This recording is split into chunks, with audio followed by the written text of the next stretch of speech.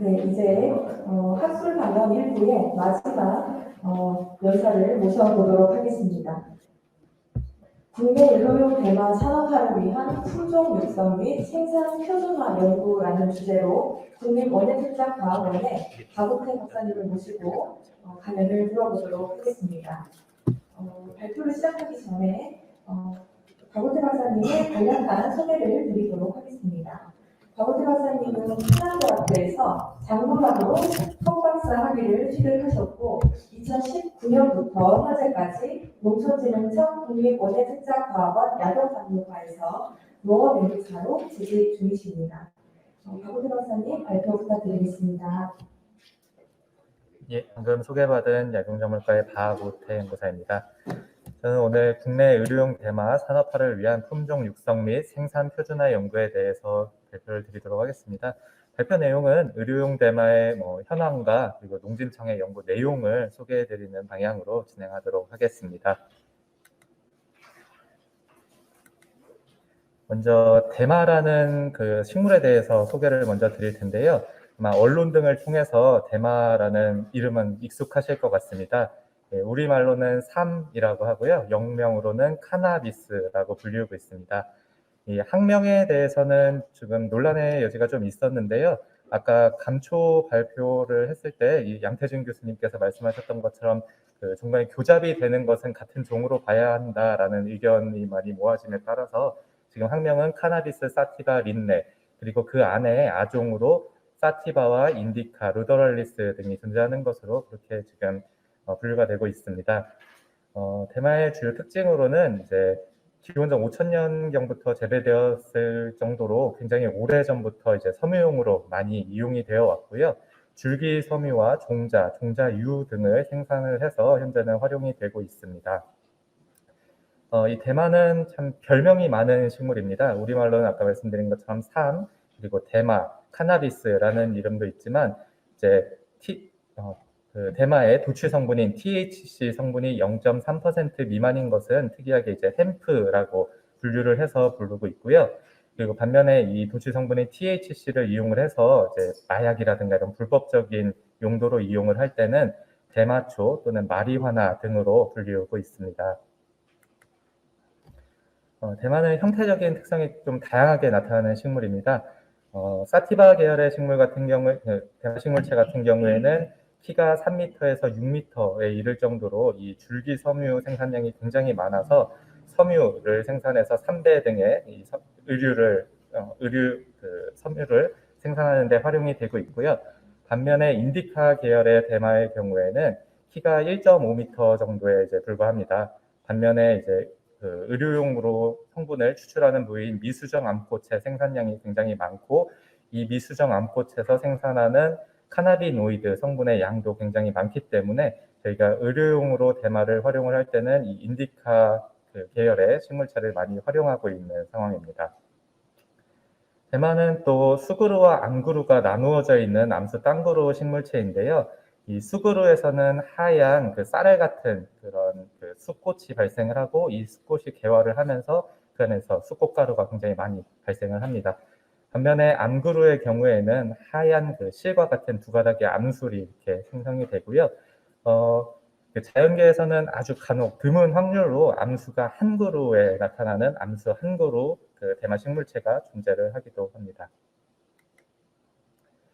대마는 그 사용 용도도 굉장히 다양하게 변화를 하고 있는데요. 과거에는 대마의 섬유를 이용을 해서 배 그 도치라든가 지폐, 캔버스, 종이, 그리고 의류를 생산하는 데 활용을 했다고 하면 최근에는 대마 종실을 이용을 해서 식품이라든가 가축 사료, 그리고 건기식 등에 다양하게 활용을 하고 있고요. 특히 이 대마의 성분은 과거에는 이제 마약용으로 이제 안 좋은 불법적인 용도로 활용이 된 반면에 최근에는 이 대마 성분의 다양한 효능 효과들이 발견되면서 이제 의료용으로 의약품이라든가 화장품, 건기식 등의 다양하게 활용 용도가 확장되어 가고 있는 상황입니다. 이 대마의 주요 의료 성분으로는 카나비노이드라는 대마에만 있는 이 특별한 성분이 있는데요. 주로 대마의 암꽃에 존재하는 트라이콤이라는 조직에서 이제 생산과 축적이 됩니다. 이 카나비노이드는 알려지기로는 한 100여 종 이상이 지금 존재하는 것으로 알려져 있는데요.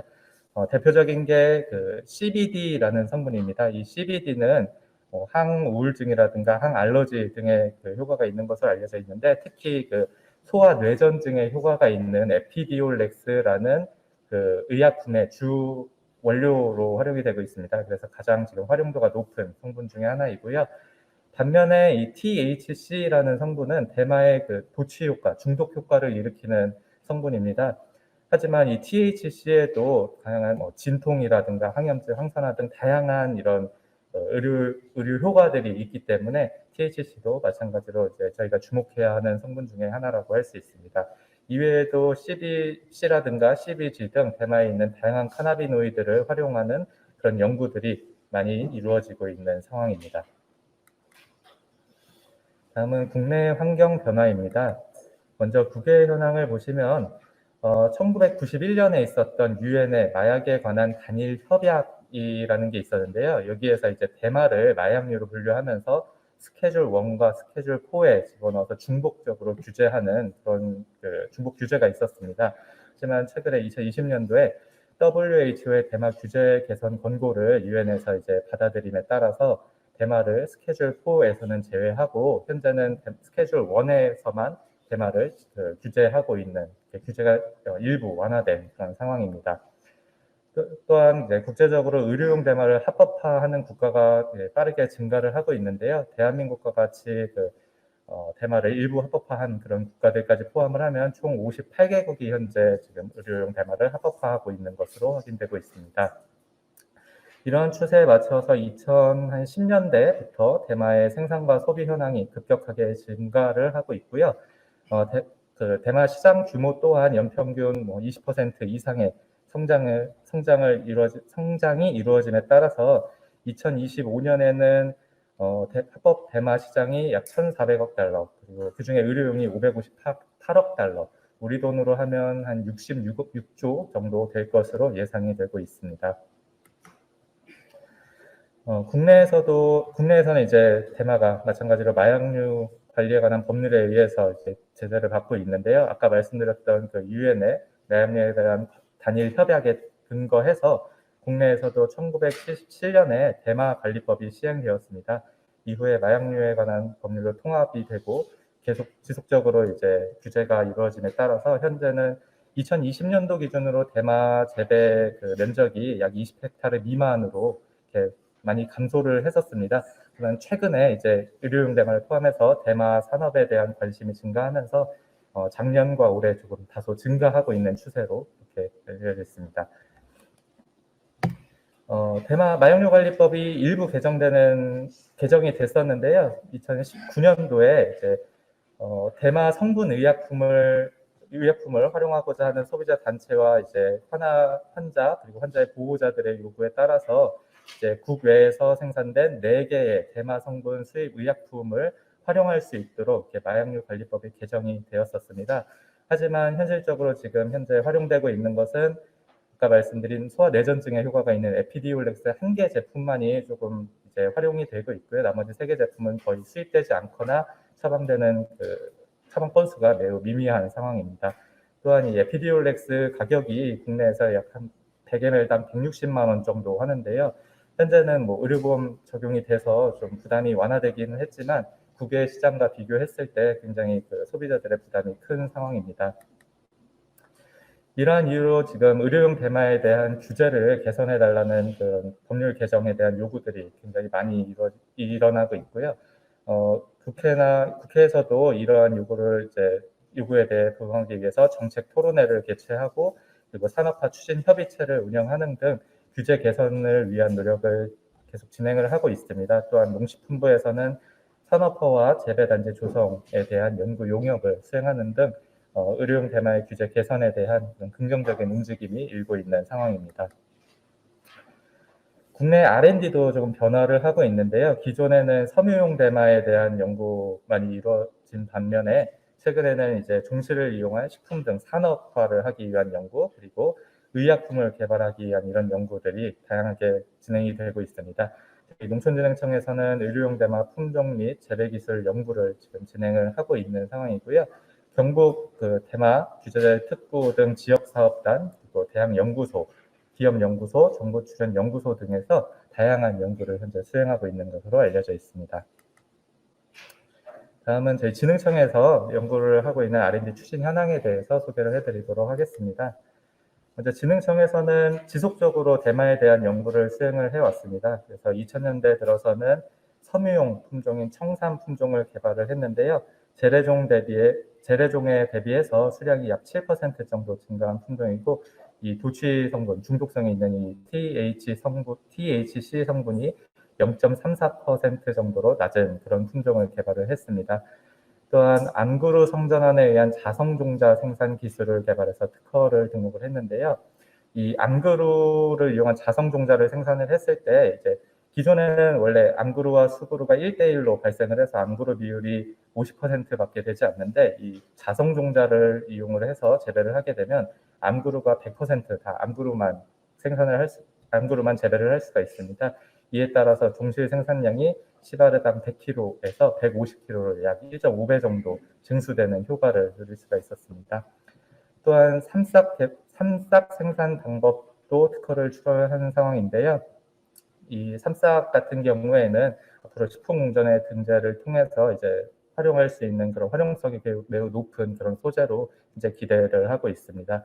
하지만 국내 성능 연구는 섬유나 종실 활용에 지금까지 집중을 해왔습니다. 하지만 국제적으로 현재 의료용 대마 쪽에 이제 관심을 많이 갖고 이쪽 산업이 성장하고 있기 때문에 저희 약용약물과에서도 의료용 대마에 대한 연구를 시작하고자 2020년부터 지금 연구 수행을 시작을 한 상황입니다.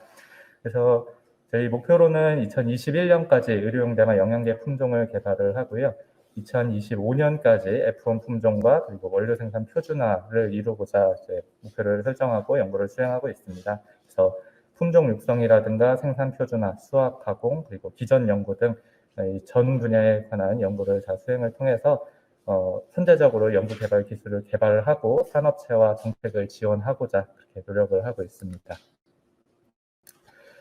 대마를 연구하기 위해서는 다른 작물과 달리 좀 사전에 준비해야 될 부분이 있습니다. 대마는 마약류로 현재 지정이 되어서 관리를 받고 있기 때문에 대마를 연구하기 위한 격리된 재배 시설이라든가 그리고 CCTV 등 이런 보안 설비를 먼저 구축을 해야 하고요. 이에 따라서 식약청에서 허가를 받아서 대마를 연구하기 위한 마약류 취급자 허가를 받아서 연구를 수행을 해야 합니다. 다음은 농진청의 이제 연구 추진 경과인데요. 먼저 의료용 대마 품종 개발을 위해서 유전자원 수집과 조기 선발 기술 확립, 그리고 교배자원 육성, 후대계통 특성 검정, 자원 등록 및 특허 출원 등을 진행을 한 상황입니다. 조금 더 자세하게 설명을 드리면요. 먼저 국내에서 농업유전자원센터에서 보유하고 있는 60개의 자원을 분양을 받았고, 유럽에서 상용 품종 25품종을 도입을 했습니다. 그래서 국내외에서 총 85개 자원을 수집을 하였고요. 그리고 저희가 기보유하고 있던 자원 등을 포함을 해서 총 100여 점의 자원을 현재 보유하고 활용해서 연구를 추진하고 있습니다. 대마는 또 의료용 대마 같은 경우에는 실내에서 좀 표준화된 재배를 통해서 규격화된 그런 품질을 생산하는 것이 중요합니다. 때문에 인공광을 이용해서 실내에서 재배하는 그런 조건을 확립하는 부분이 필요했는데요.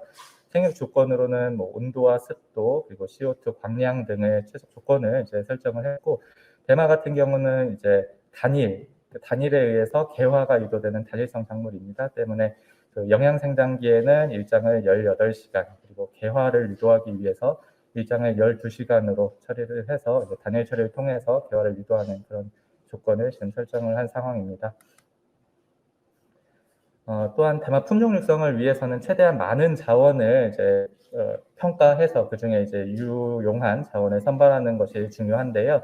기존의 LC라든가 GC 방법을 이용을 했을 때는 시간이나 비용적인 부분에서 굉장히 이 많은 자원을 평가하기에는 노력이 많이 들어가는 부분이 있었습니다. 때문에 저희는 HPTLC라는 기술을 이용을 해서 좀 신속하고 대량으로 분석을 할 수 있도록 이렇게 기술을 좀 정립을 하였고요. 또한 대마의 그 미수정 암꽃 부위에서 원래는 그 카나비노이드 성분들을 추출을 하기 때문에 이 미수정 암꽃 부분을 분석을 해야 합니다. 하지만 이 암꽃이 필 때까지는 약 3개월 이상, 4개월가량의 시간이 소요되기 때문에 저희는 좀 조기에 빠르게 좀 육종 그 프로세스를 진행을 하기 위해서 영양생장기의 미전개엽, 아직 이렇게 활착이 좀 되지 않은 어린 잎 부위를 이용을 해서 CBD와 THC 성분을 평가하는 그런 기술을 좀 확립을 했습니다. 그래서 이 육종에 필요한 이 시간을 최대한 단축을 하고자 이렇게 이런 기술을 정립을 하였고요.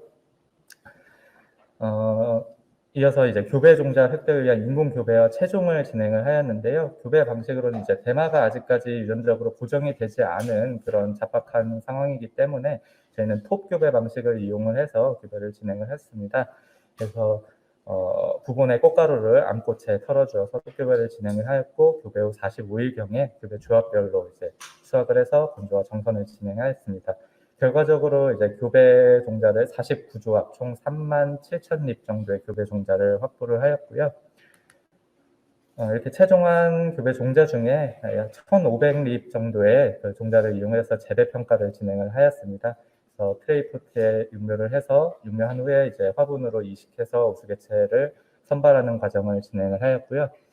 우수개체 선발을 위해서 일단 1차적으로 초장과 초형을 분석을 했습니다. 저희가 실내에서 재배하는 그런 품종으로 육성을 하기 위해서는 이제 단간, 초장이 짧고 분지가 많아야 이제 생산량이 많아지기 때문에 단간 다분지형으로 총 282개체를 선발을 하였고요.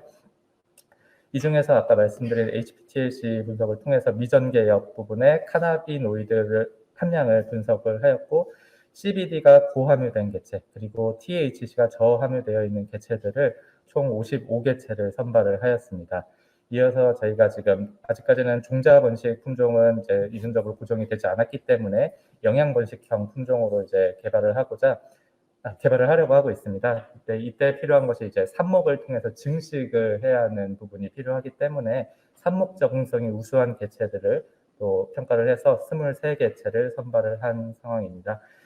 이렇게 23개체를 선발된 23개체를 대상으로 수령과 성분 함량 등 특성을 조사를 했는데요. 저희가 이 자원들을 아직 저희가 연구에 활용을 하고 있고 앞으로 지속적으로 품종을 만들어야 되기 때문에 이 23개체에 대한 그 특성 조사 자료는 아쉽게도 본 발표에는 실지를 못했습니다.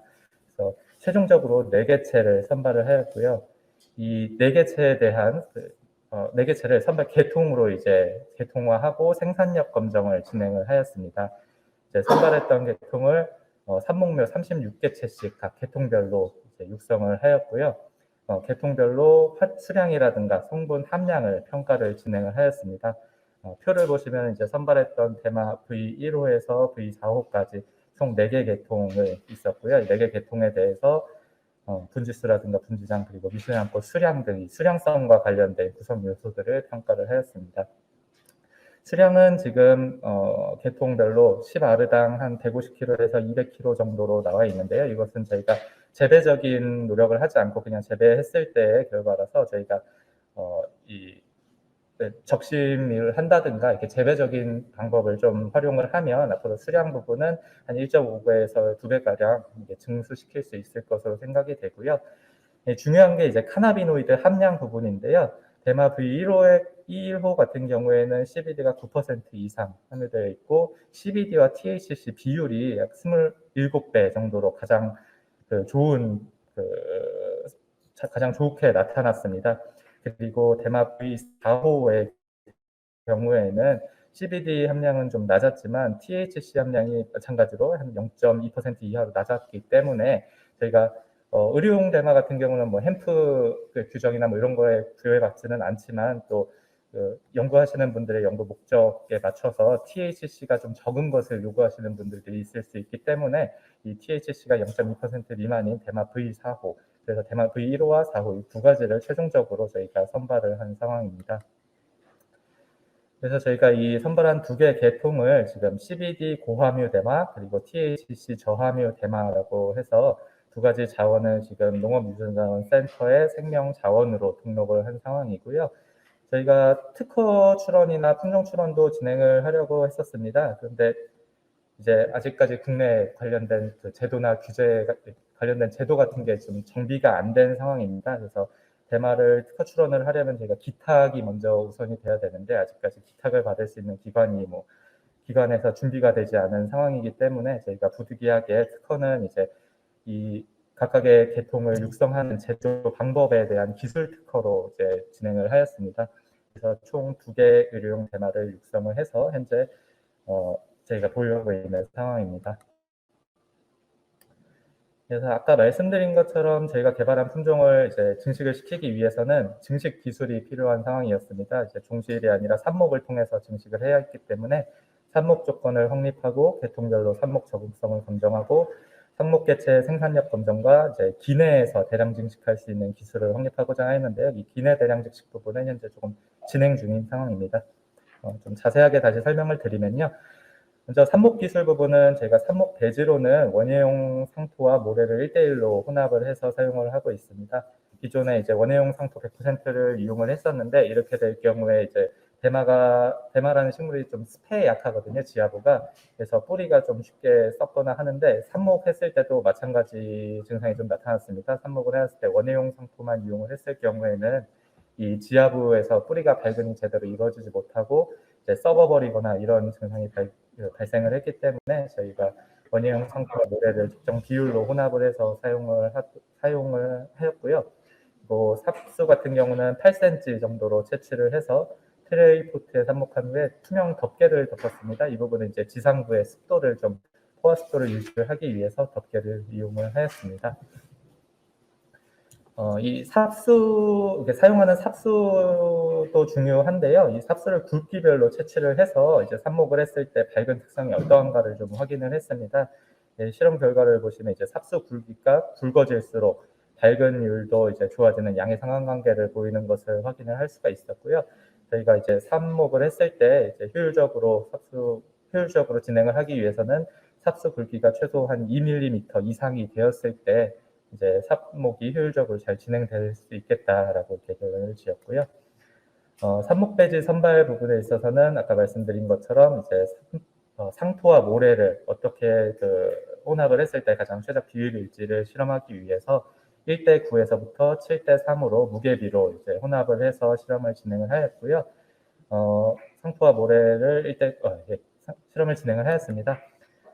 실험 진행 결과 이제 상토와 모래를 혼합했을 경우에 이제 어떤 비율로 모든 비율에서 이제 발근율은 거의 100%에 가까울 정도로 모두 다 발근이 되는 것을 확인을 할 수가 있었는데요.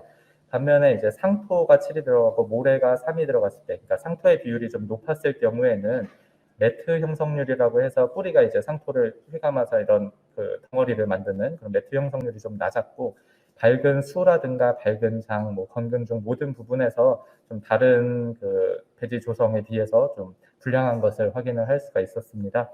그래서 저희가 삽목을 할 때는 최소 상토와 모래비가 5대5, 그러니까 1대1로 혼합을 하던가 아니면 모래의 비율이 조금 더 높은 것이 대마 삽목에는 좀 유리하겠다라고 이제 평가를 하였습니다. 이어서 삽목 시 밝은제 처리와 배지 소독의 영향도 확인을 하였는데요. 밝은제로는 이제 루톤이라는 NAA 0.4%가 함유되어 있는 제제를 이용을 하였고요. 처리하였을 때와 처리하지 않았을 때를 비교하였고, 배지 소독은 이제 오토클레이브를 이용을 해서 120도로 멸균 처리를 하였을 때와 하지 않았을 때를 비교를 하였습니다. 실험 결과에서는 저희가 밝은 촉진제를 분리 처리를 했을 때 약 80%, 그리고 처리하지 않았을 때는 40% 정도로 약 2배 정도 밝은 효과가 차이가 나는 것을 확인을 할 수가 있었고, 배지 소독의 경우에는 차이가 좀 많이 났는데요. 저희가 사용한 상토라든가 아니면 이제 대마 같은 경우에 이제 외부 오염 요인에 의해서 좀 제대로 발견되지 못하고 고사하는 부분이 있었는데, 이것을 배지 소독을 했을 때는 이 부분이 대부분이 이제 사라져서 그냥 정상적으로 삽목이 발견이 되는 것을 확인을 할 수가 있었습니다. 연구 내용은 여기까지고요. 저희가 이제 앞으로 추진하고자 하는 계획을 간략하게 설명을 드리면, 저희가 신규 연구 사업으로 현재 생산 기술 표준화라든가 의약품 원료 개발, 새싹 대마 활용 기술, 대사체 및 유전체 연구 등에 대한 공동 연구를 올해부터 지금 수행을 하고 있고요. 국제 협력을 통해서 북미 지역의 우수 자원과 선진 연구 기술을 도입을 해서 저희 품종 육성과 재배 기술에 활용할 수 있도록 이렇게 추진을 하고 있습니다. 그리고 내년 23년부터 대마를 간척지에서 좀 재배할 수 있는 그런 가능성을 보기 위해서 사업을 신규로 발굴하고자 노력을 하고 있고요. 대외 협력 부분에 있어서는 저희가 개발한 이 두 개의 식물체 계통을 전국 특구사업단이라든가 대학, 산업체 등 국내 연구기관의 기술 이전과 산목매 분양을 통해서 이제 연구 협력을 좀 진행을 하고자 하고 있습니다. 그리고 저희가 지금 가지고 있는 시설의 연구 시설 확충을 통해서 대마를 포함한 야동작물의 생산 표준화 연구를 진행을 하고자, 그리고 품종 육성 기관과 유효 성분 중심의 고품질 생산 표준 체계를 확립하고자 이렇게 추진을 계획하고 있습니다. 네, 준비한 내용은 여기까지고요. 긴 시간 동안 경청해 주셔서 감사합니다.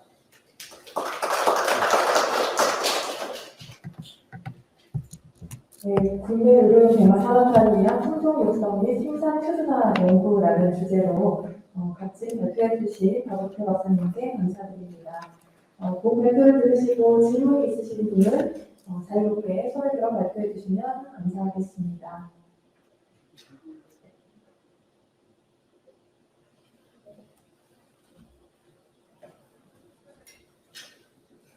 네, 박태 박사님 감사합니다.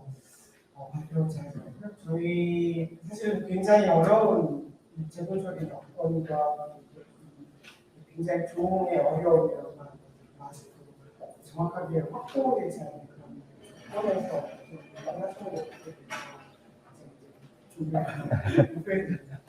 이제 근데 저희 어떤 이런 대마의 입종의 방향이라고 하는 우리용 대마의 적용되었기 때문에 거기에 12개와 12D 함량이라고 하는 TC를 하는 기준이 되어있습니다. 그런 부분들 갖다가 보통 이제 법적인 규제, 테라다는 규제를 되면 저희가 평가의 항목이라고 하는 부분이 12D뿐만 아니라 12D를 인정할 때 산성에서 보는 12A라는 부분도 같이 합쳐서 전체 퍼센트를 나타냅니다. 지금 말씀하셨던 표기에는 함량이 12D만 나와 있고 또 THC만 나와 있어서 그런 건 실제로 저희가 어떤 기준에 맞추려면 12D뿐만 아니라 12A까지 플라즈마까지도 피칼록시에서 그런 부분이 같이 검토되고 있는 거고요. 합쳐져서 기준들에 더 되어집니다. 첫 번째 부분이고요. 그다음에 이제 전체적으로 이런 여러 가지 선발을 하려고 하시는 여러 가지 요건들 중에서 이 초장이라고 하는 저희 표준적인 재배라고 하는 결국에는 갈 수밖에 없는 게 스마트폰 컴퓨터로 갈 수밖에 없는데 혹시 지금 셀렉션 하시는 것들이 어느 정도의 초장을 갖고 있는지 또 우리가 같은 경우에 굉장히 초장이 크잖아요. 사주방 같은 초장이 크잖아요. 그렇기 때문에 이제 도장을 이렇게 되면 셀렉션에 대한 그런 방향들이 이쪽의 방향들이 좀 어떻게 보면 페노타입이 어떤 방향으로 어느 정도의 그 높이를 유지하는 것이 좋을까 어떤 개인적인 소견도 듣고 싶습니다. 네, 한 가지가 더 그러니까 마지막에 최종적으로 플라워링이 될지 개화가 될 때 함량이라고 하는 걸 측정해야 되는데 그게 이제 그때까지 어떤 셀렉션이라고 하는 게 어렵기 때문에 미 전개되어서 잎까지 하는데 잎에서의 함량이라고 하는 것과 나중에 그것이 꽃이 폈을 때의 함량이라고 하는 것이 어느 정도의 상관관계가 되겠지. 예를 들면 셀렉션 했을 때 몇 퍼센트 수준인데 그것이 이제 꽃이 되었을 때는 꽃이 되면 또 12D나 THC가 분포하는지에 대한 상관관계라고 하는 관계에서 수식이라고 그런 부분이 있는지 한번 여쭤보겠습니다. 예, 질문 감사드립니다. 하나씩 답변 드리도록 하겠습니다. 먼저 첫 번째로 CBD와 THC를 분석할 때 그 CBDA와 THCA는 어떻게 했는지에 대해서 궁금해하셨는데 저희가 분석을 하기 전에 모두 다 고온 처리를 통해서 탈카르복실을 진행한 후에 분석을 진행을 했습니다. 그래서 저희가 표기한 그 함량 수치는 그 CBD와 CBDA를 그 포함한 그러니까 전부 다 탈카르복실을 시켜서 CBD 그리고 THC 형태로 만든 이후에 분석을 한 그 결과이고요. 그래서 말씀하신 그 두 가지를 합친 결과인 걸 말씀드리고 그다음에 초장 부분에 있어서는 저희가 현재 그 선발을 한 것은 대마 V1 계통 같은 경우는 1m보다 조금 작습니다. 1m 이내. 그리고 V4 같은 경우는 1m가 좀 넘는 한 1.2m 정도로 지금 현재 되고 있는데요. 저희가 궁극적으로는 시설을 재배하기 위해서는 최대한 작게 모두 다 1m 이내로 이제 들어와야 시설 재배를 했을 때 뭐 2단이라든가 3단 재배까지 가능하게 할 수 있기 때문에 최대한 작은 초장으로 저희가 종 방향을 잡고 있습니다. 또 마지막으로 미전개 엽과 미수정 암꽃 간의 상관관계를 물어보셨는데요. 저희가 미전개 엽을 분석을 했을 때 뭐 정확하게 미수정 암꽃이 몇 %를 가질 것이다까지는 예측을 할 수는 없습니다. 다만 미전개 엽에서 토탈 카나비노이드 함량이라든가 CBD, THC의 함량을 확인을 했을 때 미수정 암꽃에서도 어느 정도 이것이 많겠다, 적겠다 이 정도까지는 예측이 가능하고요. 또한 중요한 게 그 미전개엽을 분석을 했을 때 CBD와 THC의 비율이 있습니다. 뭐 예를 들어 1대1로 나온다든가 아니면 10대1로 나온다든가 이 비율이 있는데요. 이 비율 부분은 최종적으로 그 미수정 암꽃으로 갔을 때도 어느 정도 유지가 되기 때문에 이 개체는 CBD가 THC에 비해서 좀 많이 생산되는 그러니까 그 CBD 고함유 개체다. 또는 반대로 THC와 CBD가 뭐 비슷하게 나타나는 1대1로 나타나는 이런 개체다. 이런 그 예측은 가능하기 때문에 저희가 아까 말씀드린 그 HPTLC와 미전개엽을 이용을 해서 초기에 선발하는 과정은 이제 스크리닝 개념으로 그러니까 그 저희가 육종을 하다 보면 최대한 많은 개체가 필요하지 않습니까? 뭐 수백 개체, 수천 개체가 있을 때 스크리닝하는 용도로 이용을 하고요. 최종적으로는 저희가 좀 가능성이 있는 그 계통들에 대해서는 그 LC나 GC를 이용을 해서 최종적으로 이제 정량 분석을 하는 부분이 한 번 더 검토하는 부분이 필요할 것으로 그렇게 생각이 됩니다.